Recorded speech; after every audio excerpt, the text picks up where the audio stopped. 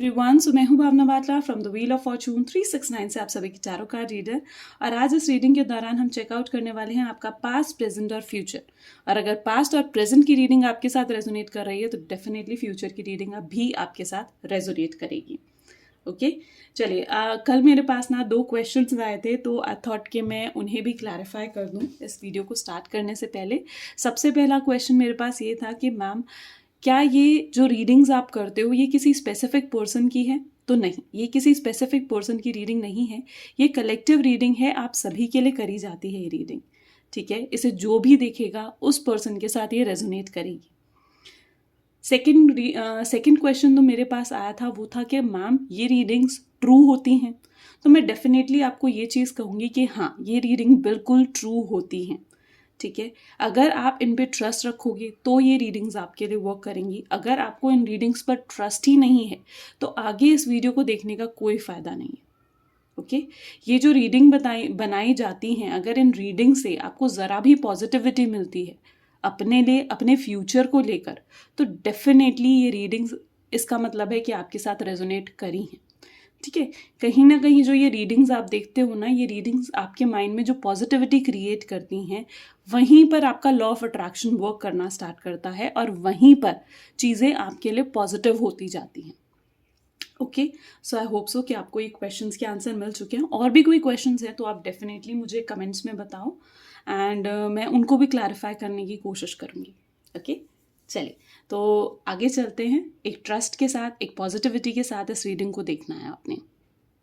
अगर नए हैं सब्सक्राइब कर लीजिए, बेल आइकन ज़रूर प्रेस करें ताकि आपके पास नोटिफिकेशन आए जब भी मैं कोई न्यू वीडियो पोस्ट करती हूँ। ओके, एंड आप चाहते हो ना मैं आपके लिए और ऐसी वीडियोज़ बनाऊँ तो फटाफट से लाइक भी करना है इस वीडियो को। कमेंट में ग्रैटिट्यूड यूनिवर्स, ग्रैटिट्यूड डिवाइन ज़रूर लिखो, क्योंकि अगर इतनी सारी रीडिंग्स में से आप इसी रीडिंग में आए हो तो इसका मतलब कुछ तो मैसेज, कुछ तो गाइडेंस आपके लिए इस रीडिंग में है ना, राइट? चलिए, और अगर आप चाहें तो आप मेरा व्हाट्सएप ग्रुप ज्वाइन कर सकते हैं, जिसका लिंक इसी वीडियो के डिस्क्रिप्शन बॉक्स में आपको मिल जाएगा। कमेंट में दिए गए किसी भी नंबर पे कांटेक्ट नहीं करना है। ये जो रीडिंग है गाइस, ये एक जनरल कलेक्टिव रीडिंग है, एंड इसे आप जब देखोगे फर्स्ट टाइम के लिए तब ये आपके साथ रेजोनेट करेगी। ओके, टाइमलेस रीडिंग है, यानी कभी भी आप इस रीडिंग को चेकआउट कर सकते हो। ओके, एंड जब मैं ये रीडिंग करूँ तो और कार्ड्स को शफल करूँ तो अपने और अपने पर्सन के बारे में सोचते रहें, अपने रिलेशनशिप के बारे में सोचते रहें। ओके, तभी ये रीडिंग्स जो है आपके सबकॉन्शियस माइंड तक से कनेक्ट होकर आपको एक पॉजिटिव रिप्लाई देते हैं। तो आगे अब रीडिंग स्टार्ट करते हैं। Please divine, universe, angel, spirit guides, please help करें मेरे व्यूअर्स को जानने में कि उनके रिलेशनशिप का पास्ट क्या है। हाई प्रीस्टेस की एनर्जी यहाँ उठकर आई है। ओके, 7 ऑफ स्वॉर्ड्स,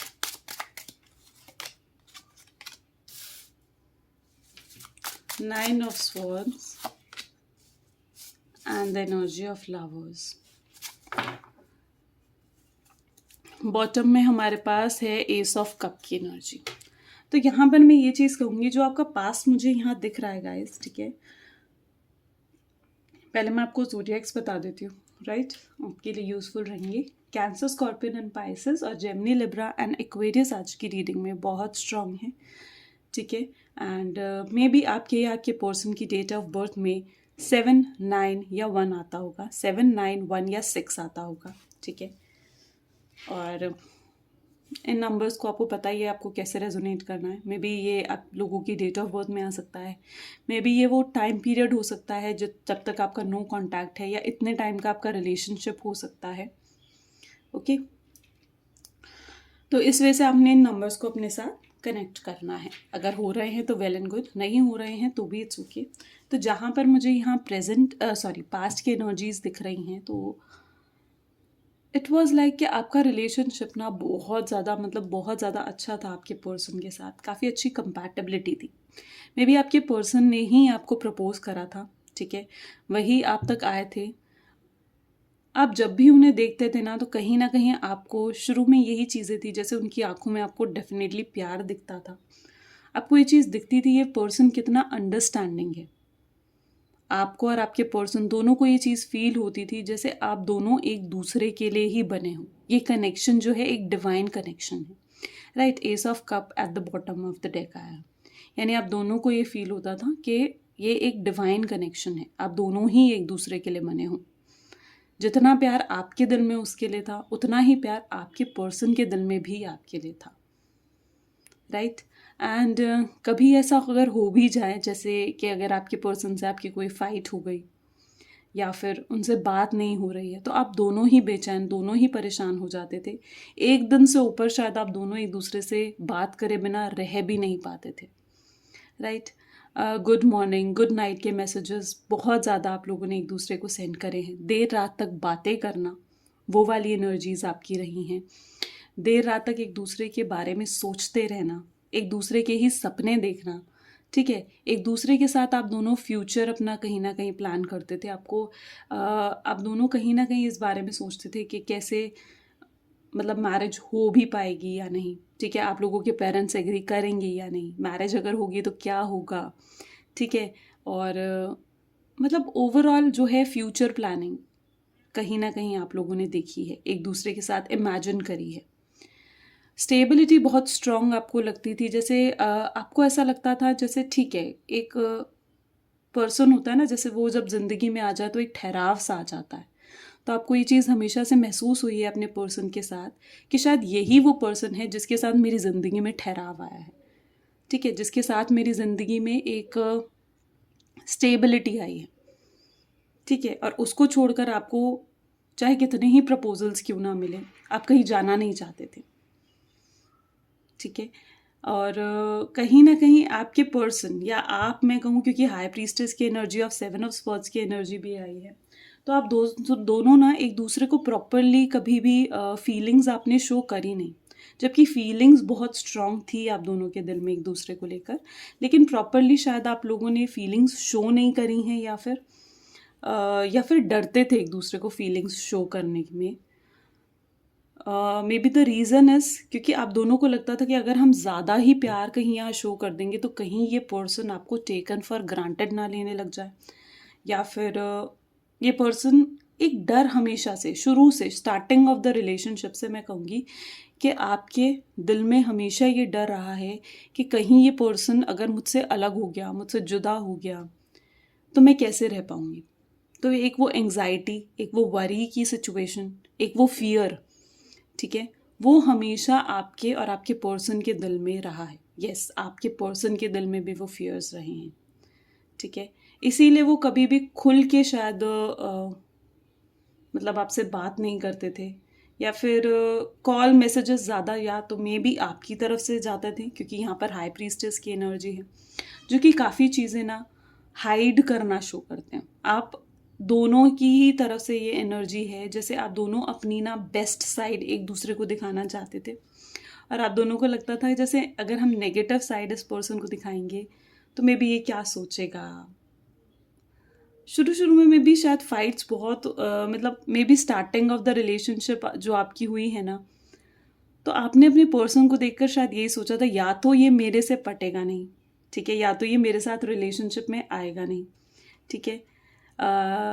तो और जब ये पर्सन आपके साथ रिलेशनशिप में आया, ये आपकी या आपके पर्सन दोनों की थिंकिंग हो सकती है, क्योंकि ये कार्ड जो है आप दोनों के लिए निकाले गए हैं, ठीक है। और ये बात आपको आपके पर्सन ने मैं भी बताई भी हूँ, और मैंने कहा ना जितना पार्ट आपके साथ इस रीडिंग में रेजोनेट करें वो रखें, बाकी चीज़ों को इग्नोर करें। तो यहाँ पर मुझे ऐसी एनर्जी दिख रही है आपके पर्सन की, जैसे उन्हें ये चीज़ लगती थी या फिर आपको ये चीज़ लगती थी लाइक कि या तो ये पर्सन मुझसे पटेगी नहीं, और मतलब एकदम मेरे तो लेवल से ऊपर है ये पर्सन, ठीक है, सिर्फ इस पर्सन को दूर से देखना ही मेरे लिए शायद मेरे नसीब में है। और धीरे धीरे क्योंकि कहीं ना कहीं डिवाइन यूनिवर्स चाहते थे ये कनेक्शन बने, तो धीरे धीरे आप दोनों में दोस्ती हुई और वो बात कहीं ना कहीं रिलेशनशिप तक पहुंच गई। ओके, तो मुझे ये चीज़ें कहीं आज इस रीडिंग में दिख रही हैं जो कि आपके पास्ट की सिचुएशन है। चलिए देखते हैं आपके प्रेजेंट की सिचुएशन क्या है। तो please divine universe angel spirit guides बताएं मेरे व्यूअर्स को कि उनकी प्रेजेंट सिचुएशन क्या है इस रिलेशनशिप को लेकर। नाइट ऑफ स्वॉर्ड्स की energy, and S of swords की एनर्जी, ओके, 7 ऑफ कप्स की एनर्जी, और यहाँ पर है नाइट ऑफ वैंड्स की energy. Bottom of the deck में है यहाँ पर 7 ऑफ वैंड्स। तो अगर हम आपकी प्रेजेंट सिचुएशन की बात करें ना, तो इट वाज लाइक बहुत कंफ्यूजिंग है, सब कुछ बहुत कंफ्यूजिंग है। जैसे आप ना इस रिलेशनशिप को लेकर एकदम होप जो होते हैं ना, होप खो चुके हो। ठीक है, अभी नो कॉन्टैक्ट सिचुएशन तो मुझे दिख ही रहा है जैसे नो कॉन्टैक्ट सिचुएशन है। और ये नो कॉन्टैक्ट सिचुएशन जो आपके साथ आया है ना, इसका रीज़न कोई गलत फहमी है, एक नेगेटिविटी है जो आपके पर्सन के दिमाग में है। तभी स्वॉर्ड्स की एनर्जी भी उठ कर आई है यहाँ पर, है ना। तो मे बी बहुत नेगेटिविटी आपके पर्सन के माइंड में है, कन्फ्यूजन्स आपके पर्सन के माइंड में है। जहाँ तक कि मुझे इस नो कॉन्टैक्ट का रीज़न दिख रहा है वो ये है कि मे बी आप लोगों को ये लगता है जैसे आपका जो रिलेशनशिप है ना वो स्टेबल नहीं है।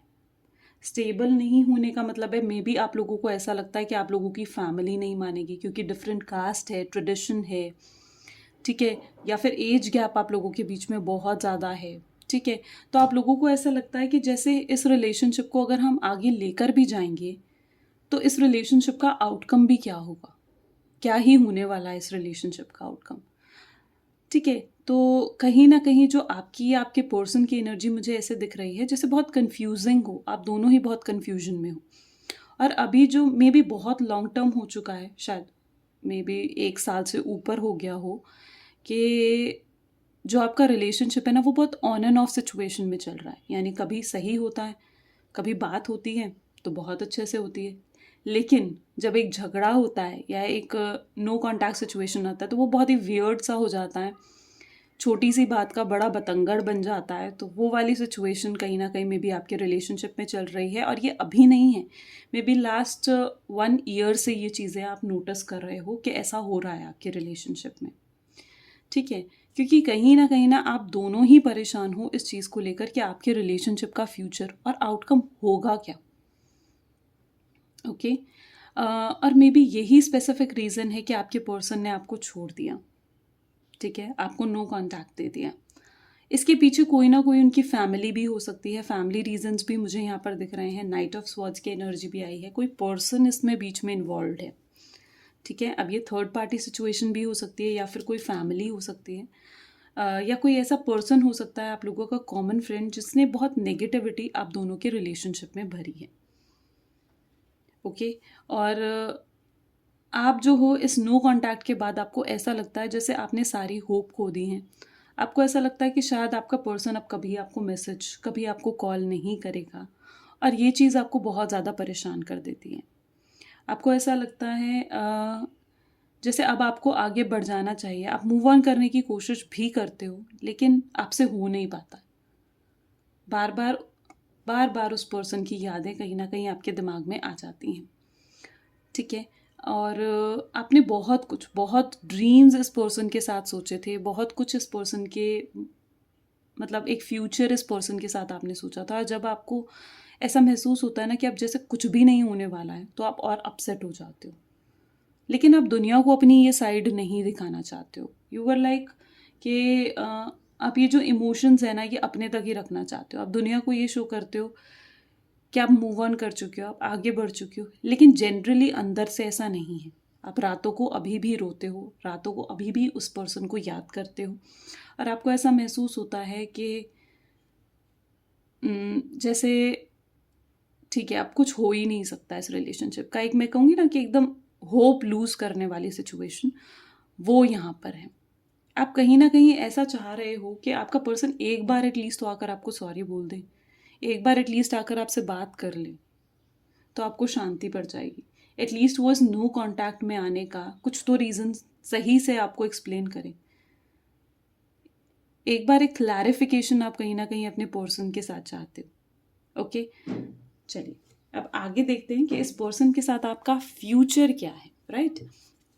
तो please divine universe, angel, spirit guides बताएं मेरे व्यूवर्स को कि उनके पर्सन के साथ डेफिनेटली उनका फ्यूचर है क्या।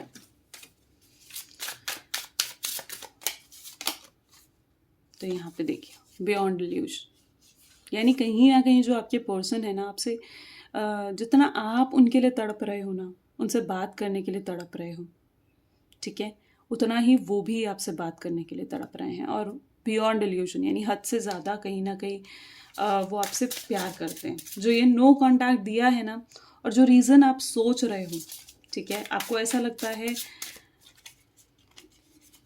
तो जो भी मतलब आई बिलीव कि जो भी रीज़न आप सोच रहे हो ना, वो रीज़न नहीं है।